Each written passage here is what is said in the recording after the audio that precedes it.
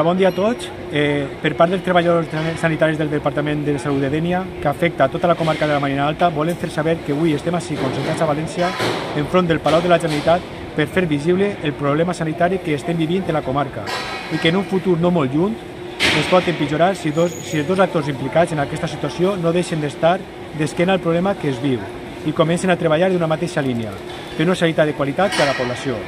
Nosaltres avui volem que la Generalitat entenga en què part dels usuaris de la sanitat de la Marina estem molt contents de la decisió presa entorn a que la Marina es gestioni de forma directa per la Conselleria a partir de l'1 de febrer del 24.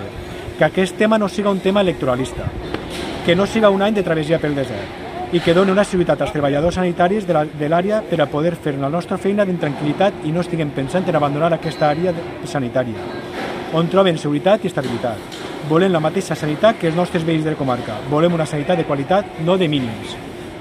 Igual treball, igual condicions, igual treball, igual condicions, igual treball, igual condicions, igual treball, igual condicions, igual treball, igual condicions, igual treball, igual condicions.